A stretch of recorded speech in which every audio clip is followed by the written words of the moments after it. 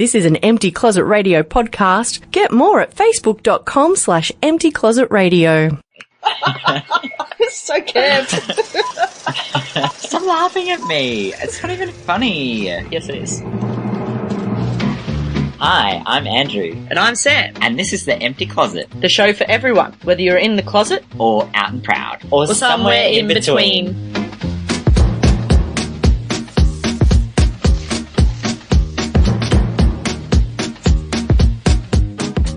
101.9 Coast FM, you're in The Empty Closet with Andrew and Sam. Coming up on today's show, Sam, we have a very, very special guest with us. We've actually come all the way into town, into Draper Street, to the Quack offices to meet a brand new Quack person, Ben. And Ben, we're going to be hearing all about Ben's secret life later in the show. You're making it sound more sordid than I think it is. But we are very excited. Now, look, if you do want to catch up on any of our past episodes, or if you just want to check us out, you can look us up on social media, the Big Blue Book of Faces. Look for Empty Closet Radio, hit the like button. You can look for us on the Blue Tweety Bird at emptycloset_AU, all lowercase, or you can look for us on your favourite podcasting app. So just search for Empty Closet Radio and hit the subscribe button. You're on 101.9 Coast FM in The Empty Closet. I woke up with a fear this morning, but I can taste you on the tip of my tongue.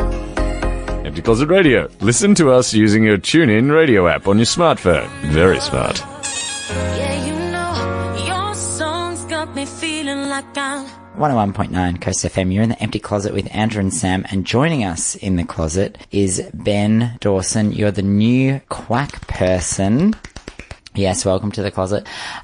You're the new person here at Quack, and many people may have even seen your face around the place, because I know you went to the out party the other day. Welcome to our small community radio show. Thank you so much for having me. It's great to be here. Thanks to you and Sam. It's really fun. Well, actually, you came down to my office in Draper Street, but, you know. That's right. We're making it a tiny little bit more fabulous by being here. Yeah, that's right. It's really great to be here.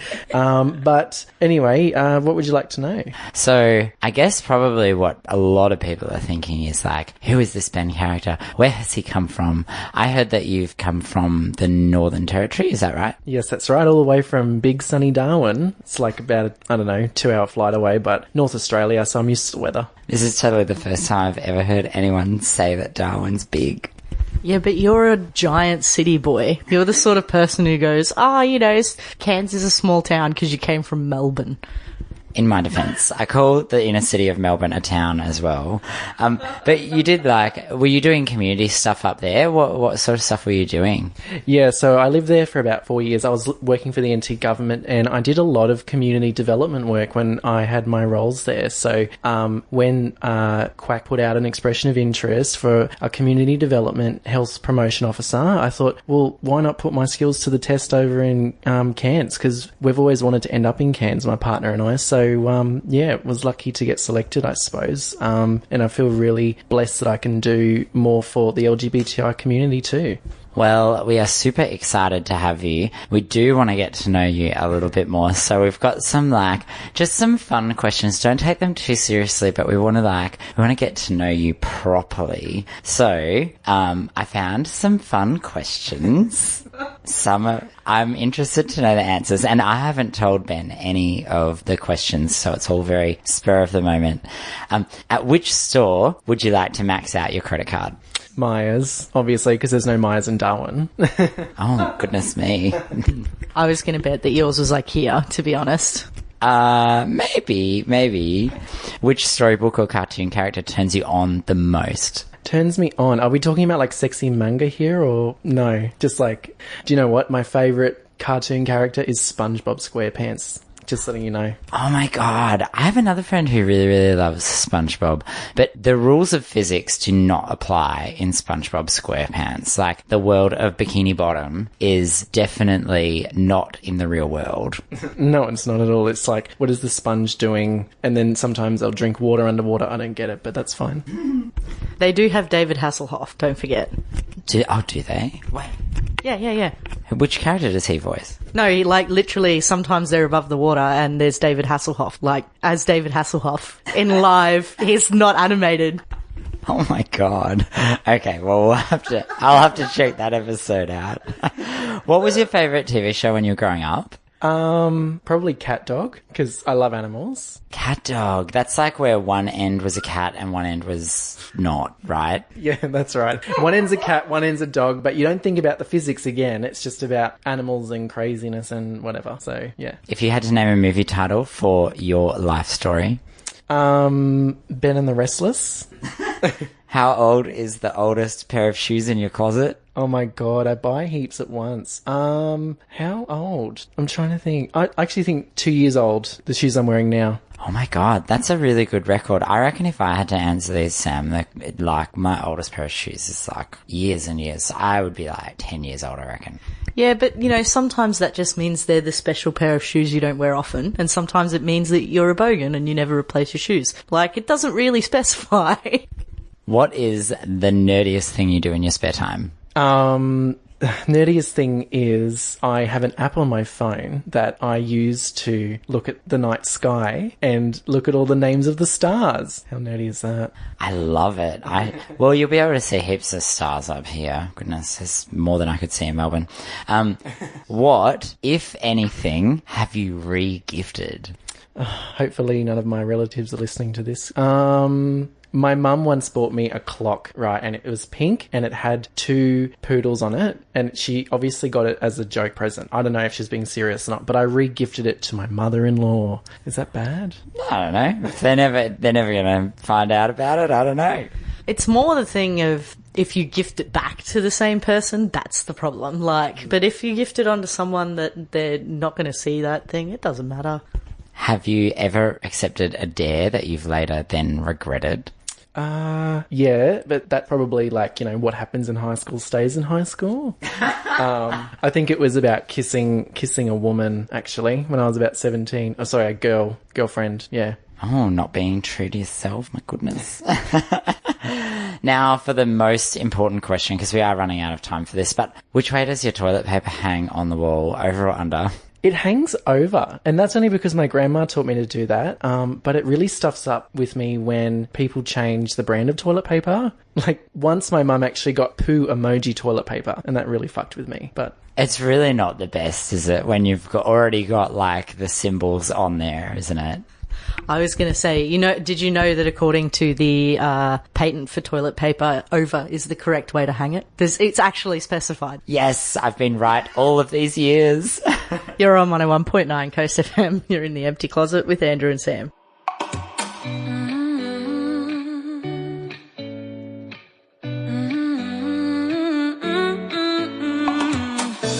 Empty Closet Radio. Like us on Facebook. Something more than life could show us. Coast FM, you're in the Empty Closet with Andrew and Sam. Now, joining us in the closet is Ben Dawson, who is the new person at Quack. Do you have an official title? I probably should have written that down. Yeah, the official title, it's actually kind of really long, and so people, I generally tend to shorten it, but it's Health Promotion and Community Development Officer, but HPO or Health Promotion Officer is normally what's used. Sweet. Well, health promotion. Awesome. We found out a bit earlier that you, obviously from the Northern Territory, and you told us during the break that you grew up in Alice Springs. What was that like, growing up in a, like, what I presume to be, like, seriously remote place? Yeah, well, it's pretty much in the middle of nowhere. Like, it's in the centre of Australia. My dad used to make the joke that it's in the same proximity as all the beaches at the same time. So even though you're actually not near any beach, it's a funny place because it's got a population of about 30,000, give or take. And you make a really great network of friends that are long term. It's funny though how when I went to school, you had a lot of kids from many different cultural backgrounds, mostly Aboriginal, Torres Strait Islander, and it just wasn't. I think kids have a lot of unconditional love to give, but also at the same time there was a lot of bullying that went on. So because I was different, I was picked on, but I think I learned how to overcome that. And there was a lot of people that, like, you might you might think that there's a lot of closed-minded people, but because the town's so transient and people come in and out of major cities, there's like a lot of really open, accepting families as well. So you could say that it was tough in some aspects, but there was actually a lot of loving, supporting people in Alice. Yeah. And you mentioned before about like you were kind of like picked on a little bit at school for being different. Do you mean like being different for your sexuality or like for something else? Yeah, so sexuality, because ever since I was little, I was trying on, little girls' dresses and that sort of thing. Mum's got photos that are just, make me turn red when she brings them out. But because I was a little bit more feminine, or I like playing with dolls or that sort of thing, kids can be cruel. They pick on you, they call you names. I always sort of thought I was different, but I found a really good group of friends that we just nerd out and have a really good time being kids. So you can overcome it, and with the right support from teachers and parents, kids can have a great life, no matter if you're being picked on for being different sexual orientation wise, race wise, or what have you, with the different discriminations that go on. Yeah, and do you think that growing up in such a remote community, which is obviously very remote but very close-knit, do you think that influenced or informed your process of coming out to yourself?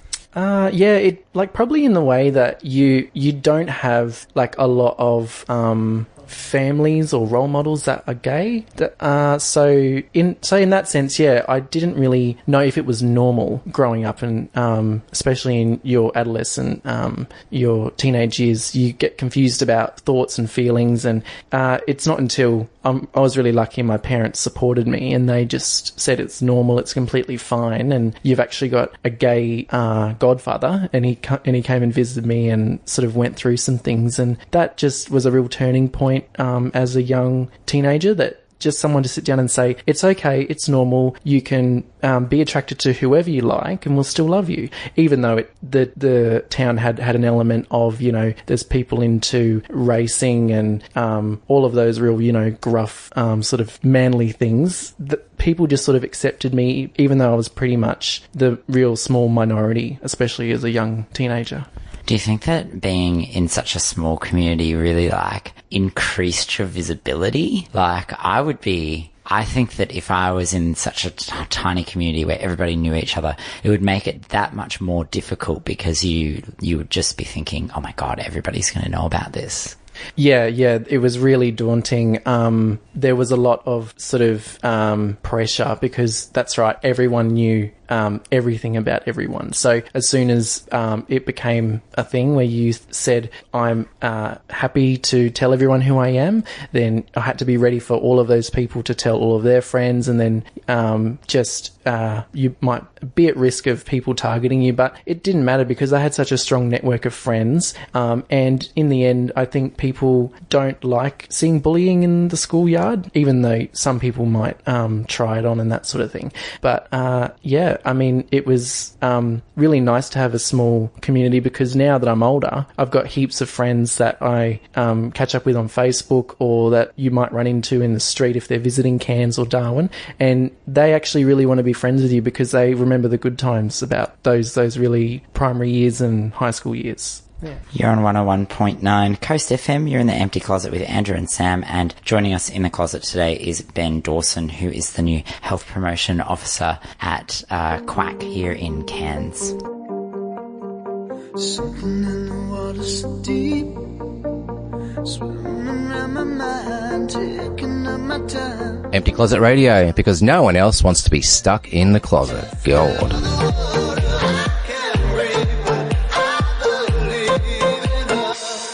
You're in the Empty Closet with Andrew and Sam. Joining us in the closet is Ben from Quack. The lovely Ben from Quack, I should say. He's been very kind and shared his space with us and is sharing his stories with us.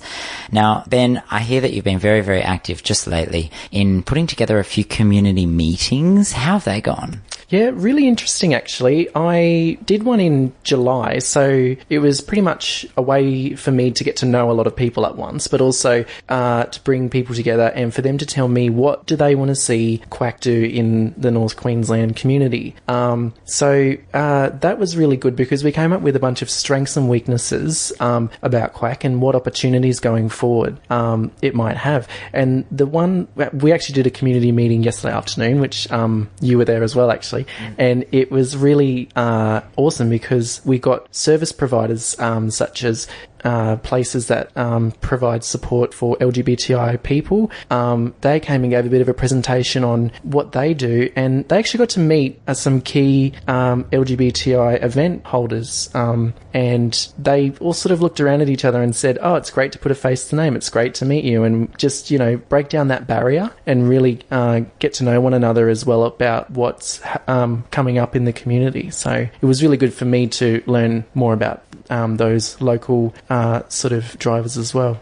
It's such a good initiative getting everyone together because I don't think that we do it often enough. There were even people in that room that I didn't know, and I try and get to know as many faces as I can. I also like to see get-togethers that aren't just the out parties, because those are fantastic, but like it's nice to have a change of scene. Well, it was very different. There were no disco lights and no disco music, and I was very disappointed when I was wearing my disco outfit. Now, Ben, you're actually here as part of the M2M program. Tell us more. What does that actually mean? So M2M, that's men who have sex with other men. So it's describing if that man is a trans man or a man that identifies as straight, gay, bi, or just sort of all of those sort of terms that could be used. But they're men who have sex with other men. So my job is primarily to help promote good sexual health for those men. So part of that is, well, for example, at the moment, we know that gonorrhea and syphilis are on the rise. Like there's a huge spike in the regional areas and even in Brisbane and things like that. So we have to come up with ways to try and make people aware of that, make them think about that before they go and hook up, or if they might be out on a Friday night. So we've actually got amazing volunteers that put together little condom packs that have information about if they want to tell their sexual partner that if they have an STI, just go to this website. You can do it anonymously. Or what do I do if the condom breaks? Well, you can actually go into your nearest sexual health clinic, get tested, and they can even treat you as quickly as they can. And the team at Cairns Sexual Health is incredible with how they support everyone that visits them. So yeah, that's my role, is to try and just get people thinking about their sexual health, but most importantly, men who have sex with other men, because there's a huge sort of tourism move through Cairns. So there's a lot of people that, you know, meet and they might not be thinking about their sexual health when they try and hook up with a new guy or whatever. So yeah. We all know that when we're on holidays, we get a little bit lax, potentially, compared to what we may have been at home. And these sorts of things do happen. So, you know, like if you're travelling through, you can still access the Cairns Sexual Health Service and still have access to all of those great treatments and the screening programs that they run. Are there other things that Quack also does? I've heard about some other programs. Oh yeah, so we've got the Two Spirits program here as well. So I shouldn't forget that, because our wonderful Nikki, she supports Aboriginal and Torres Strait Islander peoples that might be facing sexual health dilemmas or other health issues.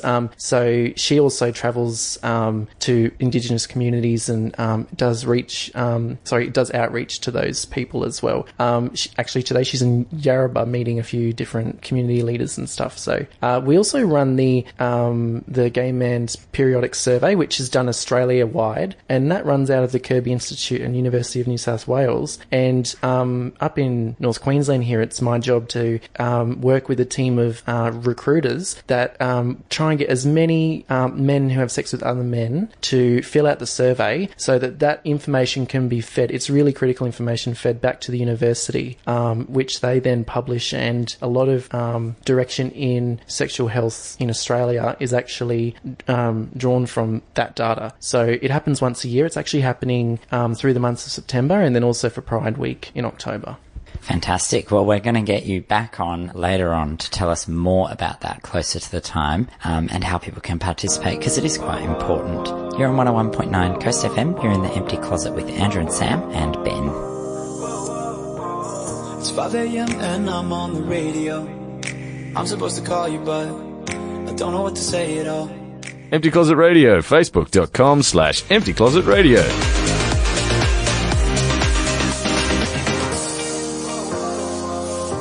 101.9 Coast FM. You're in the Empty Closet with Andrew and Sam, and joining us in the closet is Ben Dawson, who is the new all-doing health promotion person for Quack. And I say all-doing because there's a number of things that have suddenly sparked to life since you have joined Quack, and one of those things is a new magazine, which is kind of a rebirth of an old one. Tell us more about that. Geez, spark to life. You make me sound like I'm an electrician or something. Just, it's crazy. Well, thanks for saying that. Yeah.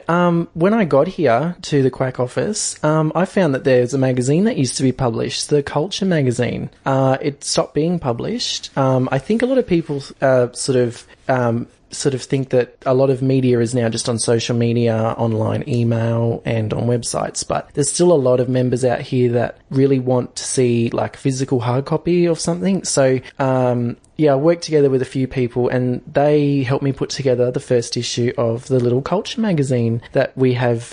It's always going to be free of charge. Anybody that wants to put any information in, it doesn't matter what it is, as long as you think it's beneficial to our community, then just give me a call or an email or drop in, and I'll put it in there. And it'll always be free of charge if you want to put anything in. And it's really important because it's sort of an integral way to keep the community connected in some way, like get monthly updates from different people that might be interested and that want to spread the word about what's coming up or their story. I think it's really great. I was reading through the first edition, and one of the things that I really loved is that there's like a poem in there that one of the people from our community has written, and I was reading through it and I was like, this is so lovely because it's like a lost art form that now has a new stage to be shown on.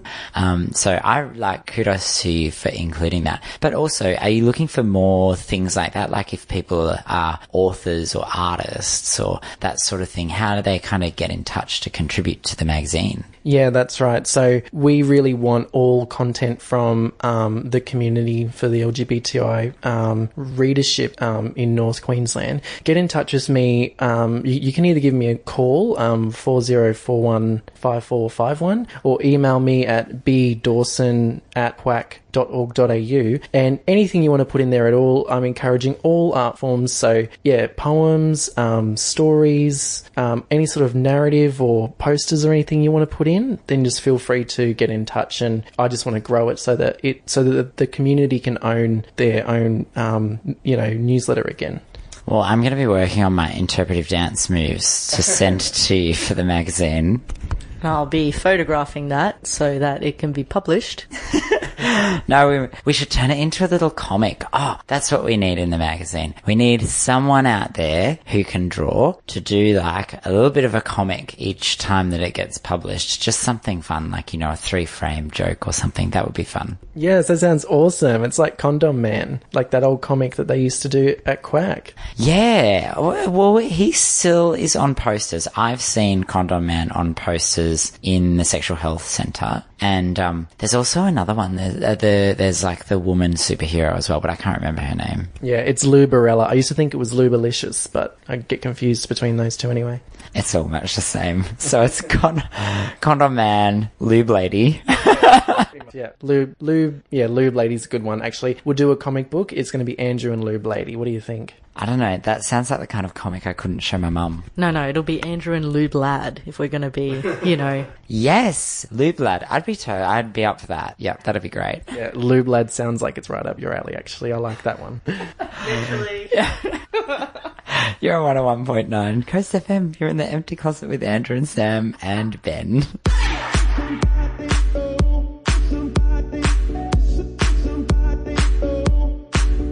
Empty Closet Radio, because no one wants to be stuck in the closet.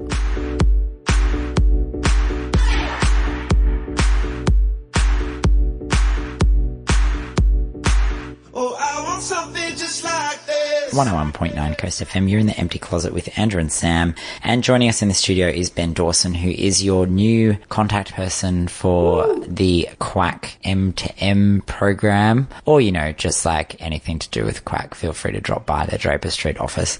Now, there is another program that you've got a little bit to do with. Is it called? It's something to do with prep. It's like the Come Prepped program, is that right? Yeah, so it's like a play on words, Come Prepped. So the website is comeprepped.info, and we promote this in partnership with Cairns Sexual Health Service. So a lot of people might not be aware, but there is a medication called pre-exposure prophylaxis, and shortens it to PrEP.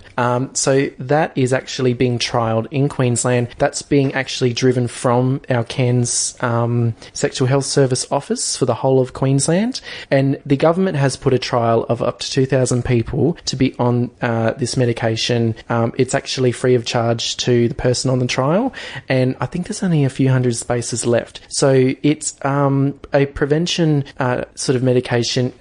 So a person that takes it is, at this stage, you could say 99% completely risk-free of contracting HIV. And so we here at Quack have a campaign. The message is it's always better to come prepped when you are hooking up with your sexual partner. If you meet a guy out on the town, just make sure that you go to your sexual health service and ask them all about that if you think that that's for you.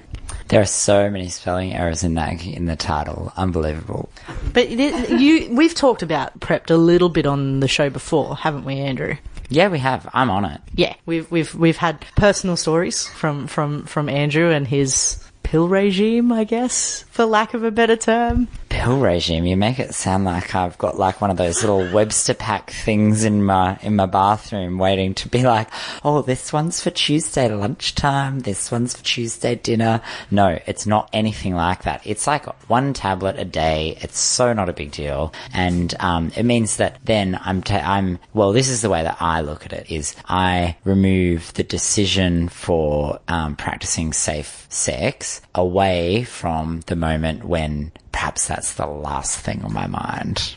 So I find it really beneficial to be on the PrEP program. And it's super easy to get onto. Like, it only took like, I don't know, maybe like half an hour down at the health centre. Really easy. Yeah, it is really easy. And the way I look at it is probably a way that you could look at it historically as a gay man, that gay men have been given back the freedom to their body and their sexual health. So so a lot of people say, oh, you might be more promiscuous if you're on it. Well, to me, it's saying to yourself, I'm protecting myself with this medication. I know that I'm safe and I'm taking responsibility. So in a way, it's sort of a huge step in the right direction for for gay men in their sexual life. I do think, though, as well, it's like an extra layer of protection, because it's you know, it's an amazing thing, but it is specific to HIV. But if you're using barrier methods, if you're using condoms and a condom breaks, you don't have that automatic panic of like, you know, what do we do now? There's no protection. You've still got another layer. And I think that's a real positive. Yeah, but then I suppose on the flip side of that, the argument is, well, if you're not using barrier protection, there's a whole bunch of other infections that could be passed on. And we talked a little bit earlier about like syphilis and gonorrhea are waiting in the wings on the rise. They're just around the corner, Sam. Don't worry, just around the corner. It's not a substitute for barrier methods. It's different and they complement each other. It does protect you against different things. But do you think that there's a risk that like people will start blaming PrEP, the medication that you take to prevent you from getting HIV, for like maybe an increased prevalence in other infections? I would say that you always need to be ready for sex. So you need to always think, do I want to get syphilis or gonorrhea? They're not fun to get. So no, I wouldn't say that it increases that. I mean, let me ask you this. When the contraceptive pill came out, did women all of a sudden go and have sex with 200 men a day? Did it increase their promiscuity? To my knowledge, no. Sam would know more about it than me. No, it didn't, but it did raise STI rates. So it's not that it's going to make you have sex with men you didn't already want to have sex with, but it maybe would make you a bit more blasé about your barrier use. That's the potential thinking about point. That's the bit you need to think about ahead of time, Andrew. Buy them ahead of time. Have them in your pocket. You'll be fine. More blasé. Sam, please. And we have heaps of free condoms here, Andrew. You could take some if you like. They've got awesome little pictures on them and stuff if you want. All right, I'm done with this lecture.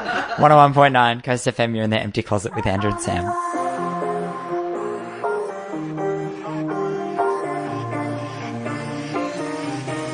Empty Closet Radio, 9 p.m. Tuesdays, 101.9 Coast FM.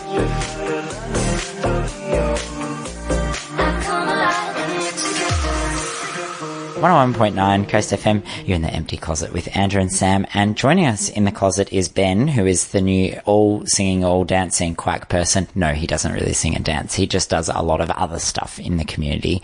Now, we were just speaking a bit about some of the programs that you run and that sort of thing. I'm done with that. I'm tired. You told us about some other exciting thing. What week is it this week, Ben? It's Oral Health Week. How cool is that? Get excited. Get flossing, all that stuff. Yeah, so this all came about because I was like, oh, I have to go to the dentist to get a crown put on. Now, as you might remember, Sam, this dentist that I went to, he was really hard to get an appointment with for like 2 months. It was crazy. I didn't know what was happening. And I finally got an appointment with him, and I went in, and he takes one look at me, and he's like, I'm really sorry, I've been hard to pin down. And I'm like, oh, that's fine. I didn't want to come anyway. And he goes, I've been off doing a training course. And you know what my reaction to that was? Oh, great. You're going to be able to clean my teeth better. You'll be able to fill my fillings better. Like, you know, good. Extra training is always good. But no, it was training in how to do Botox. And then he said, you know what? I think we can do something about those little crow's feet that you have just at the side. To which I was like, shut up. I'm getting in the chair. I'm opening my mouth and you're just looking at my teeth. No more crow's feet. So what a fitting time to be revisiting this dentist to get some actual major dental work done. They're like removing the top of one of my teeth and like replacing it with a crown. Not a tiara crown, but like, you know, a new top of the tooth. Yes, I know what a tooth crown is, but the look on your face said that it was magical. But Ben actually has some good tips that we need to talk about. Yeah, so I know at the AIDS Council I need to be responsible and tell everybody about how to brush their teeth and have good oral hygiene. Brush your teeth twice daily with fluoride toothpaste. I actually had to have porcelain veneers put on my teeth once because the fluoride made them go orange in Alice Springs. But anyway, won't go there. Are you sure that wasn't just like the bore water that they were all using to brush them?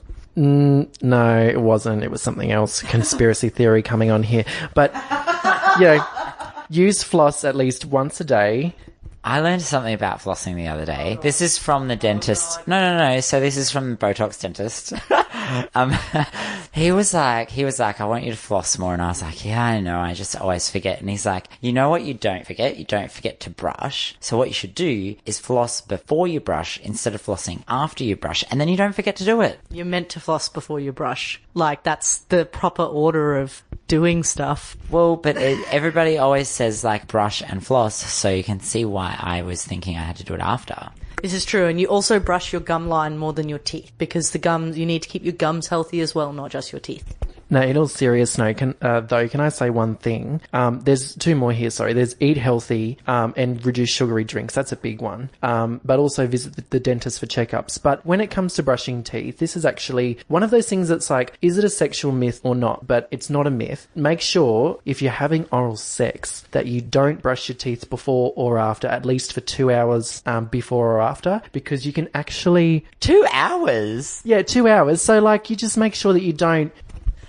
It's because of the softening the tooth enamel, isn't it? Because it's the same as if you're brushing your teeth too soon after eating. You can do damage. But wait, what are the risks? Because you know what? I would say that I brush my teeth like maybe even 15 minutes beforehand. No, well, don't do it. I know for me, I would chuck in a breath mint if I'm going on a date or something like that. But, just make sure you don't do it, because there is actually research that shows that you can actually get an STD or an STI through the little tiny micro cuts on your gums if you're brushing your teeth and then having oral sex, if that makes sense. Oh my God, it's so scary. It's also relating to this is part of why you need to floss, Andrew, because floss reduces gingivitis, which is when you have swollen, inflamed gums. They're prone to breaking. That's why some people, you get your bleeding when you floss or when you brush. That also is a direct entry into your bloodstream. So if you've got unhealthy gums and you're having oral sex, that's a vulnerable route of transmission. But what if you spit and don't swallow, Sam? Doesn't matter, Andrew. It's still been exposed. Damn it. Everybody's ganging up on me today. Floss. I'll have to floss more. I just want to say good luck during your crowning next week. It's going to be incredible. Do you want me to come and deliver some flowers for you? I don't even know whether I'm going to be able... it's like a 3-hour appointment to get it done. I don't know what they're going to do. Like, I'm going to have to be there with my mouth open for 3 hours while they're poking around in there. They do brace it. Like, you're not expected to just keep it open. There's like a little torture device. So they basically put like a woodchuck, like a giant doorstop inside your mouth. More like a ring gag so that they can still get in. Oh God, this is getting even worse. I'm thinking maybe I can reschedule my appointment. I don't know. You're on 101.9 Coast FM. You're in the Empty Closet with Andrew and Sam and Ben.